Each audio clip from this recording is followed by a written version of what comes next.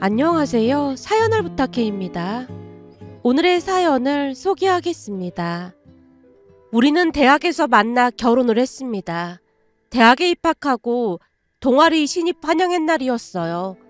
내내 지방에 살았기에 서울이 많이 낯설다 보니 긴장도 많이 했는데요. 어떻게 옷을 입어야 할지도 모르겠어서 그냥 평소처럼 검은 후드티에 펑퍼짐한 청바지를 입고 갔습니다. 지금 돌이켜보면 누가 봐도 촌스럽다고 생각했다 싶은 생각이 드네요. 동아리방에서 간단한 입회식을 마치고 선배들과 신입들은 학교 정문 앞에 있는 호프집으로 이동했어요. 그곳에서 신입들의 통성명을 겸한 신고식이 시작됐습니다. 제 차례가 왔을 때 잔뜩 긴장을 한 채로 저도 모르게 허리를 꼿꼿이 세우고는 자기소개를 했습니다. 안녕하세요. 김지훈입니다. 저는 강원도에서 왔고요. 아직 서울이 많이 낯섭니다.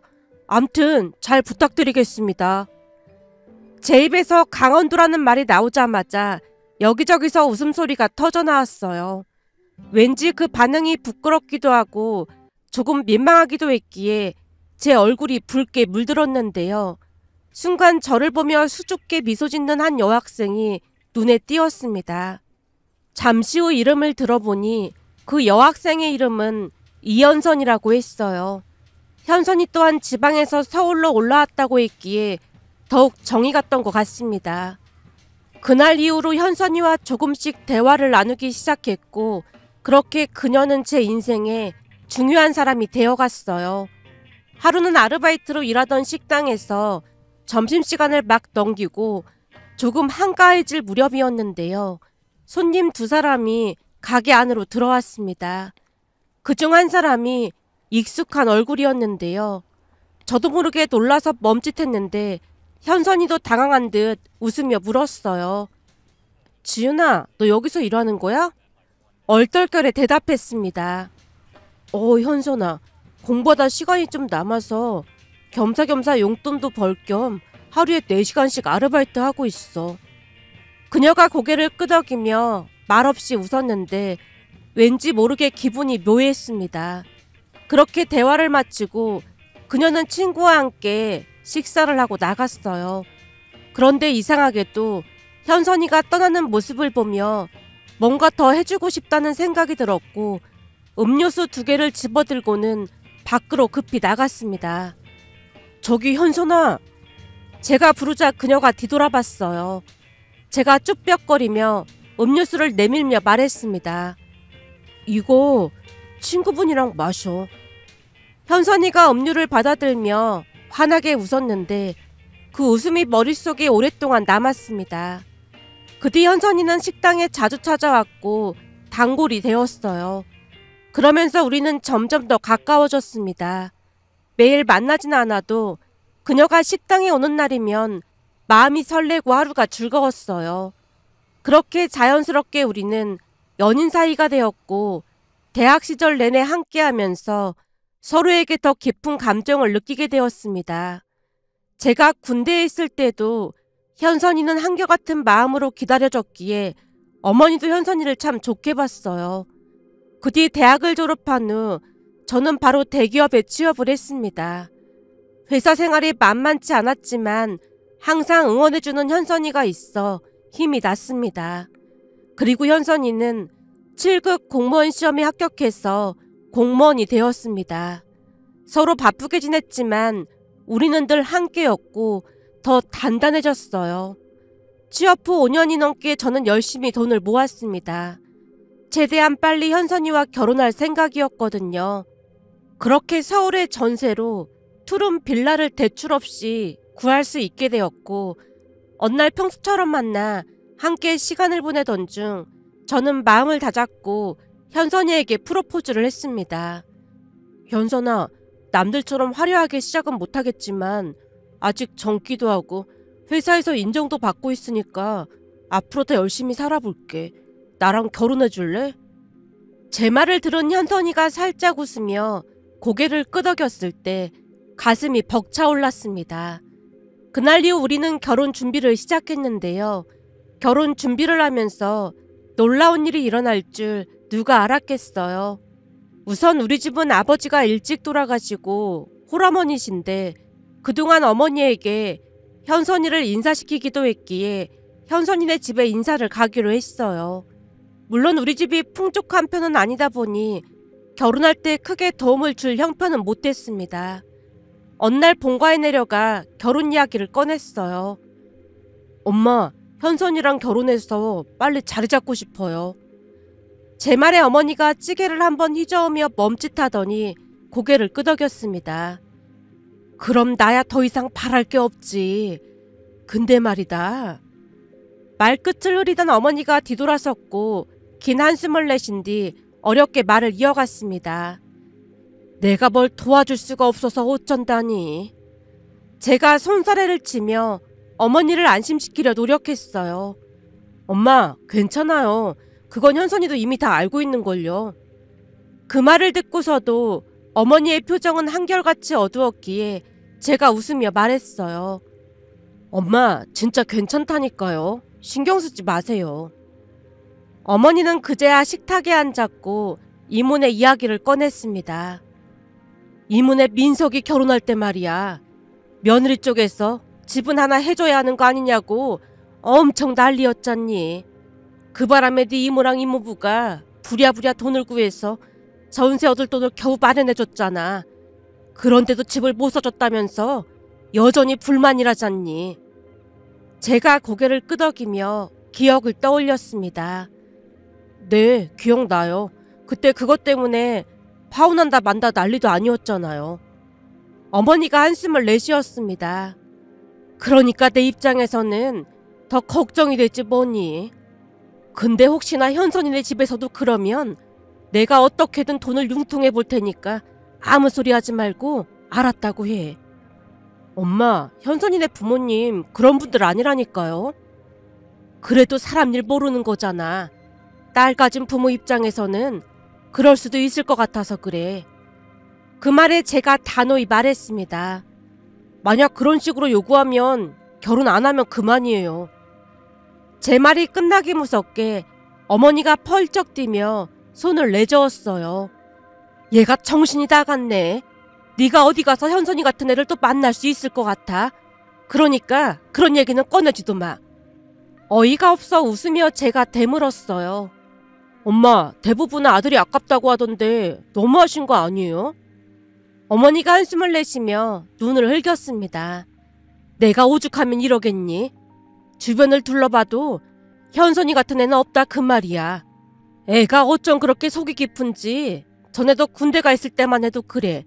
같이 면회 갔던 적 몇 번 있었잖니. 얼마나 세심하게 챙겨주던지 깜짝 놀란 적이 한두 번이 아니었다니까. 그때를 떠올리며 어머니가 미소를 짓다가 다시 말을 이어갔어요. 거기다 7급 공무원은 아무나 되는 줄 알아. 성격도 좋은데다가 머리도 좋고 뭐 하나 나무랄 데가 없는 애야. 그러니까 너는 무조건 현선이랑 결혼할 생각만 해. 어머니 목소리에는 확신이 가득 차 있었지만 혹여나 이모네 며느리처럼 뭔가를 크게 요구하지 않을까 노심초사하는 모습이었습니다. 명절이면 어김없이 이모가 어머니를 찾아왔는데요. 집에 들어오자마자 이모가 자리를 잡고 앉아서 한숨 섞인 하수연을 늘어놓기 시작했습니다. 이럴 줄 알았으면 딸을 하나 낳을 걸 그랬어. 키워보니까 아들은 아무 쓰잘데기도 없더라고. 어머니가 고개를 돌려 이모를 빤히 바라봤습니다. 왜? 며느리가 또 뭐라고 했어? 이모가 고개를 끄덕이며 깊게 숨을 몰아쉬었어요. 요즘 애들이 얼마나 대단한 줄 알아? 저번에 놀러 왔길래 기껏 한상 차려줬거든. 근데 뭐가 그리도 불만인지 인상을 팍 쓰면서 지 손으로 물도 안 갖다 먹더라니까. 물을 안 갖다 먹다니. 그럼 언니가 직접 물을 가져다 줬단 말이야? 내가 음식까지 다 해다 바쳤는데 미쳤다고 물까지 가져다 주겠어? 며느리 코고씨 우리 아들한테 물 한마디 했더니 우리 아들이 벌떡 일어나서 가져다 주더라고. 어머니가 어이없다는 표정으로 고개를 저었어요. 그래도 지가 좋아서 그러는 걸 어쩌겠어. 그렇긴 한데 보고 있으면 아주 속이 터진다니까. 그것뿐만이 아니야. 올 때마다 용돈도 줘야 한다니까. 용돈이라니? 그건 또 무슨 말이야? 우리 며느리 말이 요즘은 시댁에 가는 며느리가 거의 없다는 거야. 그러면서 다른 집들은 며느리가 오면 용돈을 챙겨준다고 대놓고 말을 하더라고. 어머니가 깜짝 놀란 목소리로 외쳤습니다. 뭐? 그런 얘기를 대놓고 했단 말이야? 이모가 깊게 숨을 내쉬며 다시 말했어요. 글쎄 그렇다니까. 그래서 올 때마다 20만 원씩 주고 있는데 그것도 적다고 생각하는 건지 못마땅한 기색이 역력하더라고. 게다가 집도 전세를 얻어줬다고 올 때마다 어찌나 투덜대는지 결국 우리 아들한테 전화해서 앞으로 내려오지 말라고 했어. 어머니가 말을 잇지 못하고 이모를 따라 깊은 한숨을 내쉬었는데요. 이모가 답답하다는 듯 더욱 기가 막힌 말을 꺼냈습니다. 암튼 요즘 애들 진짜 싸가지가 없다니까. 거기다 내가 며느리한테 조금이라도 싫은 소리라도 하면 안싸돈이 전화해서 요즘은 며느리들한테 그런 식으로 말하면 안 된다고 일장 연설을 늘어놓는다니까. 그러게 싫은 소리를 뭐하러 했어. 아니 시댁에 올 때마다 돈을 줘야 한다길래 나도 부하가 치밀어 올라서 그럼 친정에 가면 우리 아들도 돈을 받냐고 물어봤지. 그랬더니 며느리 앞에서 듣기 싫은 소리를 했다면서 안사돈한테 가서 울고불고 난리를 쳤다지 뭐야. 그래서 우리 아들한테 아예 내려오지 말라고 했어. 며느리가 보고 싶으면 얼마나 보고 싶다고 돈까지 주면서 오라고 하겠어. 아무튼 세상 말세라니까. 이모의 긴 하소연에 어머니의 표정은 이미 굳어져 있었습니다. 하지만 이모의 사연은 거기서 끝나지 않았어요. 어느 날은 본가에 내려갔더니 제가 온다는 소리를 듣고 이모가 이미 와 계셨는데요. 제가 좋아하는 해산물을 잔뜩 준비해서 오셨다고 했습니다. 그날 저는 한우와 와인을 가져갔기에 셋이서 한우와 해산물을 안주 삼아 와인을 마셨어요. 한우가 구워지는 냄새가 집안 가득 퍼질 때쯤 이모가 잔에 와인을 가득 채우더니 연거푸 들이켰습니다. 그리고는 숨을 크게 몰아쉬며 대뜸 물었어요. 난 진짜 이해가 안 돼서 물어보는 건데 지훈아, 요즘 애들은 우리 며느리처럼 다 그런 거니? 아니면 우리 며느리만 그런 거라니? 제가 고개를 뒤집고는 슬쩍 웃으며 되물었습니다. 왜요? 또 무슨 일이 있었어요? 요즘은 아예 안 내려온다면서 일이 생길 게 뭐가 있다고 그래? 어머니가 대화에 끼어들었고 이모가 고개를 저으며 한숨을 토해냈습니다. 말도 마라. 나도 그걸로 끝났다고 생각했거든. 근데 우리 아들이 신나서 며느리가 임신했다고 전화를 했더라고. 정말? 그럼 엄청 좋은 일이잖아. 개뿔 좋은 일이긴 뭐가 좋은 일이야. 이모가 단호하게 말하며 와인을 다시 한 잔 따랐고 어머니가 웃으며 말했어요. 언니, 며느리는 미워도 손주는 예쁘다고 하잖아. 그러니까 너무 그러지 마. 하지만 어머니의 위로에 이모는 대꾸도 하지 않았고 잔을 단숨에 비우더니 다시 입을 열었습니다. 손주 태어나봐라. 며느리가 얼마나 유세를 떨겠어. 올 때마다 손주한테 용돈을 얼마 달라느니 그런 소리 할 게 뻔하잖아. 벌써부터 피곤하다니까. 설마 그러겠어. 엄마가 웃으며 말하자 이모가 고개를 절레절레 저었습니다. 넌 설마가 사람 잡는다는 소리도 못 들어봤어? 내가 괜히 그러는 게 아니라니까. 며칠 전에 며느리한테 전화가 왔거든. 근데 대뜸 뭐라고 하는 줄 알아? 뭐라고 했는데 그래? 이모가 다시 와인을 따르며 대답했어요. 산후조리원 예약해야 한다면서 얼마짜리로 하면 되냐고 묻더라니까. 그걸 왜 언니한테 물어? 그러니까 내가 환장하겠다는 거야. 며느리 말로는 산후조리원비도 원래 시댁에서 해줘야 한다면서 얼마를 지원해줄지 미리 말해달라지 뭐야. 내가 얼마를 지원해줄지 말을 해야 예약을 한다나 뭐래나 그러더라고. 뭐 그런 미친 소리가 다 있어. 평소 조심스러운 어머니 입에서 나온 막말에 이모가 기다렸다는 듯 목소리를 높였습니다. 그러니까 말이야. 진짜 지랄도 그런 지랄이 없더라니까. 생각해봐. 비록 전세지만 집도 우리가 구해줬잖아. 근데 산후조리비까지 왜 우리한테 달라고 하냔 말이야. 그럼 그 잘난 친정에선 대체 뭘 해주는데? 이모가 와인잔을 탁 내려놓으며 덧붙였습니다. 그 전화 받고 어찌나 부하같이 밀던지 나도 모르게 쏘아붙였더니 조금 있다가 안사돈한테 전화가 오더라고. 또 일장 연설을 늘어놓을 게 뻔하다 보니까 내가 전화를 안 받았거든.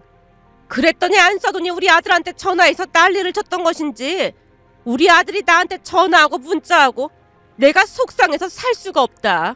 그거 보면서 요즘 애들이 다 그런 건지 우리 며느리만 그런 건지 진짜 할 말이 없지 뭐야. 이모의 이야기가 끝나갈 무렵 우리는 사촌 형수님의 모습에 큰 충격을 받았는데요. 특히나 어머니 얼굴이 새하얗게 질려 있었습니다. 어머니의 걱정은 시간이 지날수록 깊어졌습니다. 사촌 형수의 이야기가 반복되면서 어머니는 마치 눈앞에 닥칠 불행을 예견하는 사람처럼 작은 한숨에도 나리성 감정을 담아냈거든요. 그런 어머니를 안심시키느라 몇 번이고 위로할 수밖에 없었어요. 엄마, 형수님은 조금 이상한 사람인 것 같으니까 너무 신경 쓰지 마세요. 세상이 아무리 변했다고 해도 다 그런 건 아니잖아요. 엄마도 현선이가 좋은 애라고 했잖아요. 어머니가 여전히 망설이는 표정으로 고개를 끄덕였어요. 그렇긴 하지. 근데 말이다. 언니네 며느리도 처음에는 간도 쓸개도 다 빼줄 것처럼 그렇게 잘했잖아. 사실 나도 좋은 사람인 줄 알았거든. 근데 하는 거 보니까 개차반도 그런 개차반이 없잖니. 혹시나 현선이도 그런 거 아니겠지? 아니지. 우리 현선이가 그럴 리가 없지. 제가 웃으며 어머니 어깨에 가볍게 손을 올리며 말했어요. 그럼요. 현선이는 절대 그럴 리 없어요. 거기다 현선이 부모님도 엄청 좋은 분들이시잖아요. 그러니까 걱정하실 필요 없어요. 제 말을 들으며 어머니의 표정이 잠시 풀리는 듯 했지만 상견례 날짜가 잡히자 어머니의 불안은 다시금 커졌습니다. 상견례 전날 어머니는 우리 집에서 주무셨는데요. 아침에 보니 얼굴이 말이 아니었어요. 엄마, 설마 잠 한숨도 못 주무신 거예요? 긴장이 돼서 잠이 와야 말이지. 그렇게 티가 많이 나니? 어머니의 충혈된 눈을 보며 제가 고개를 끄덕였습니다. 네, 눈이 새빨개요. 근데 진짜로 걱정 안 하셔도 된다고 했잖아요. 저번에도 말씀드렸듯이 현선이네 부모님은 엄마가 올라오기 힘드시다고 본가로 내려오신다고까지 했다니까요. 진짜 좋은 분들이세요. 어머니가 작은 한숨을 뱉어냈습니다. 그리고는 말없이 준비해둔 옷을 꺼내 입기 시작했고 잠시 후 우리는 상견례 장소로 향했어요. 어머니는 걱정 가득한 얼굴로 내내 창밖을 내다보셨는데요. 잠시 후 상견례 장소에 도착하자 현선이네 가족이 먼저 와 있었어요. 자리를 잡고 앉아 서로의 안부를 물으며 이야기를 이어가던 중 장모님이 입을 뗐습니다. 지훈이가 벌써 집을 마련해놨다고 해서 얼마나 놀랐는지 모른답니다. 집이 아파트도 아니고 방 2칸짜리 빌라라. 죄송하네요. 우리 집 형편이 괜찮았다면 집을 마련해줬을 텐데 정말 죄송합니다. 죄송하다니요. 오히려 저희가 죄송할 뿐이죠. 지훈이가 나이가 많은 것도 아니고 젊은 나이에 신혼집을 마련한 것만으로도 대단한 일 아니겠어요. 사람이 참 성실해서 듬직하고 아주 마음에 든답니다. 그렇게 말씀해 주시니 정말 감사합니다. 살면서 풍족하게 키우질 못해 항상 지훈이한테 미안하고 그렇네요. 결혼할 때 보탬이 돼야 하는데 참 미안할 뿐입니다. 어머니의 눈가가 붉어져 있었는데 장모님이 다소 뜻밖의 말을 꺼냈어요. 요즘은 참 이상한 것 같아요. 아니죠. 이상한 여자들이 많은 것 같더라고요. 이런 자리에서 드릴 얘기는 아닙니다만 제 친구 딸이 상견례까지 하고 파혼을 했거든요. 근데 그 이유가 아주 가관도 아니더라고요. 들어보니 남자가 집도 못 해온다고 하고 차도 작은 걸 타고 다닌다면서 남자 능력을 운운하더니 결국 파혼을 시키더라고요. 그래서 제가 물었죠.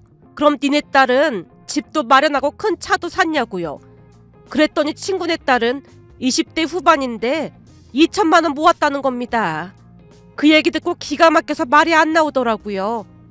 2천만 원 모은 자기 딸은 대단한 거고 30대 초반에 1억 모은 남자 보고는 집을 못 해온다고 파혼이라니요. 세상에 이런 기가 막힌 일이 어디 있겠습니까? 장모님이 혀를 차며 고개를 저었습니다. 아주 이기적인 거 아니겠어요? 저는 말이죠. 지훈이가 아주 마음에 든답니다. 요즘 세상에 돈 모으는 게 얼마나 힘든데 빚 없이 전셋집을 마련한 것만 해도 대단한 거 아니겠어요? 장모님의 칭찬이 이어지자 어머니의 표정은 복잡하게 흔들렸는데요. 어머니가 조심스레 입을 열었어요. 그래도 요즘은 남자가 결혼할 때 집 하나는 해가야 한다는 말이 많아서 사실 걱정이 많았습니다. 그런 말을 하는 사람들 정신 상태가 이상한 거 아니겠어요? 아니 집이 무슨 한두 푼 하는 것도 아닌데 요즘 같은 세상에 집을 해올 사람이 몇이나 되겠습니까? 그런 걸 보고 불공정 거래라고 불러야 하는 거 아니겠어요? 저는 사람이 성실하고 인성이 바른지를 확인하는 게 제일 중요하다고 생각합니다. 집이야 결혼해서 서로 열심히 모아서 마련하면 되는 거잖아요. 장모님 말에 순간 고요해졌는데 곧 장모님이 약간 미안한 표정을 지으며 덧붙였습니다. 제 말투가 좀 거칠었죠? 죄송합니다. 그치만 저는 진짜 이해가 안 돼서요. 만약 남자가 집을 해왔다고 해도 인성이 개차반이면 그게 다 무슨 소용이겠어요. 저는 무엇보다도 사람 인성이 제일 중요하다고 생각합니다. 사부인, 지훈이를 이렇게 잘 키워주셔서 정말 감사합니다. 그 순간 어머니의 눈에서 눈물이 흘러내렸는데요. 장모님의 진심에 큰 감동을 받은 듯해 보였습니다. 그 모습에 장모님이 조용히 어머니의 손을 잡고는 다독여 주셨어요. 상견례 내내 분위기는 화기애애했습니다. 어머니와 장모님이 손을 맞잡고 대화를 나누며 한동안 이야기에 몰두하셨거든요. 집으로 돌아오는 길 어머니가 활짝 웃으며 말했어요. 사부인이 시원시원하고 성격이 참 좋으시더라. 정말 다행이야. 사실 장모님 별명이 여장부라고 하더라고요. 여장부? 얼굴은 그렇게 안 보이던데. 장모님이 보기엔 여리여리해 보이셔도 불의를 보면 못 참으시거든요. 현선이한테 들었는데 현선이 할머님이 큰어머니 친정이 가난하다고 그렇게 힘들게 하셨대요. 근데 장모님이 그런 걸 그냥 보고 넘기시는 분이 아니거든요. 어느 날 밥을 먹다가 할머님이 큰어머니한테 또 막말을 하셨나 봐요. 그때 장모님이 들고 일어나셨다고 하더라고요. 어머니가 눈을 동그랗게 뜨며 물었습니다. 들고 일어나다니? 집안을 발칵 뒤집어놨다나 봐요. 그 뒤로는 할머님이 장모님 눈치를 보셨대요. 물론 큰어머니는 평생 고마워하신다고 하고요. 참 훌륭한 분이시구나. 어머니가 감탄하듯 중얼거렸습니다. 그렇게 상견례 이후 어머니는 완전히 마음을 놓으셨는데요. 결혼식 준비는 매끄럽게 진행이 되었고 장인 장모님은 모든 것을 우리에게 맞추려 애쓰셨어요. 어머니도 많이 양보하려 하셨고 양가의 배려가 겹치며 오히려 약간의 웃지 못할 문제가 생기기도 했습니다. 얼마 뒤 우리는 따스하고 행복한 결혼식을 올렸어요. 결혼 후에도 아내는 어머니께 무척 잘했고 저 또한 장인 장모님을 정성껏 챙기며 행복한 날들을 보냈습니다. 그러던 어느 날은 본가에 내려갔더니 어머니가 놀라운 이야기를 꺼냈어요. 민석이 말이다. 결국 사달이 났지 뭐니. 사달이라뇨? 그래서 형이랑 형수님이 우리 결혼식에 안 왔던 거예요? 어머니를 똑바로 바라봤는데요. 결혼식 날 이모와 이모부만 왔고 사촌형과 형수님은 참석하지 않았던 일이 떠올랐거든요. 어머니가 잠시 머뭇거리더니 입을 뗐습니다. 사실은 그때 민석이 처가 임신했다고 했잖니? 네, 벌써 출산했겠네요. 설마 출산하고 또 무슨 일이 있었던 거예요? 출산은 무슨 출산이야. 그때 유산됐어. 네? 유산이요? 병원에서는 원래부터 문제가 있었다는 식으로 말을 했다는데 문제는 민석이 처가 하는 말이 그 모든 게 시어머니 때문이라고 하면서 난리를 쳤다는 거야. 어머니가 고개를 절레절레 흔들었습니다. 산후조리원비 얘기가 나왔을 때 언니가 쓴소리를 좀 했거든. 그것 때문에 유산됐다고 책임지라고 사돈이 집까지 찾아왔다는 거야. 살다 그런 집구석은 처음 본다니까. 제가 말을 잇지 못한 채 어머니를 바라봤는데요. 어머니가 한숨을 내쉬며 말을 이어갔습니다. 그때 사돈이 언니를 밀쳤는데 언니가 넘어지면서 등에 시퍼런 멍이 들었더라니까. 그걸 본 형부가 눈이 돌아가서는 경찰을 부르고 고소한다고 난리가 났었어. 진짜 그랬단 말이에요? 근데 그동안 왜 아무 말도 안 하신 거예요? 니들 결혼식 망칠까봐 언니랑 형부가 입단속을 시켰지. 좋은 날 앞두고 패기치면 안 된다고 말이야. 그래서 그 뒤에는 어떻게 됐어요? 어떻게 되긴 뭘 어떻게 돼. 민석이도 정이 뚝 떨어졌는지 결국 이혼했지. 그 난리를 치고 어떻게 같이 살겠니? 결국 이혼했단 말이에요? 그렇다니까. 이혼하면서도 돈을 어찌나 요구했는지 형부가 변호사까지 선임해서 대응했다니까. 언니가 다치고 난 뒤 진단서를 받아놨던 게 크게 작용했던 건지 결국에는 이혼하고 조용히 나갔어. 어머니가 혀를 끌끌 차며 고개를 저었습니다. 어머니 말을 들으며 할 말을 잃은 채 멍이 서 있었는데요. 세상에 그런 사람들이 몇이나 될까 궁금해지기까지 했습니다. 사촌형 이야기를 들을수록 안타까운 마음은 들었지만 한편으로는 어쩌면 이혼이 잘된 일이라는 생각도 들었습니다. 그 정신나간 사람들과 더 이상 엮이지 않는다는 사실만으로도 다행이란 생각이 들었으니까요. 그리고 제 예상대로 이모는 다시 예전의 밝고 활기찬 모습으로 돌아왔습니다. 어느 날은 친척 결혼식이 있다며 어머니와 이모가 함께 우리 집에서 하루를 지내게 되었는데요. 얼굴에는 평온함이 묻어났고 밝게 웃는 모습이 보기 좋았습니다. 저녁 식사를 하며 이런저런 이야기를 나누던 중 이모가 갑자기 입을 뗐어요. 나는 요즘 애들이 다 그 정신나간 인간처럼 그런 줄 알았지 뭐니. 근데 현선이는 이렇게 착하고 살갑잖아. 그런 거 보면 민석이는 눈이 어떻게 된 게 분명해. 그렇지 않고서야 어떻게 그런 인간을 데려왔겠어. 이모가 고개를 젓다가 한숨을 푹 내쉬었습니다. 근데 그 인간들하고는 진짜 악연이었던 모양이야. 이혼하고 몇 달이 지난 뒤에 전 며느리가 찾아왔더라니까. 그 말에 어머니가 눈살을 찌푸리며 물었어요. 뭐? 이혼한 마당에 찾아오긴 왜 찾아와? 당장 내쫓지 그랬어. 우리도 당연히 내쫓긴 했지. 근데 아쉬운 게 많았던 모양이야. 그동안은 우리 아들 덕분에 편하게 살다가 이제는 돈도 벌어야 하고 그러니까 힘들었나 봐. 나한테 사과하고 싶다면서 민석이 마음 좀 돌려달라고 애원을 하더라니까. 이모가 어이없다는 듯 헛웃음을 지었습니다. 결혼 전에 인사 왔을 때 간이고 쓸개고 다 빼줄 것처럼 굴었잖아. 이번에도 그런 표정으로 무릎까지 꿇고 울면서 매달리더라니까. 그래서 뭐라고 했어? 어머니가 궁금한 표정으로 물었어요. 뭐라고 하긴 뭘 뭐라고 했겠어. 네 형부가 주방에서 소금을 가져다가 냅다 뿌리려고 하니까 꽁지 빠지게 도망갔지. 걔는 정신감정을 좀 받아야 하는 거 아닌가 하는 생각도 들더라니까. 요즘도 걔가 꿈에 나오면 하루 종일 재수가 없어. 이모가 몸을 부르르 떨며 고개를 저었습니다.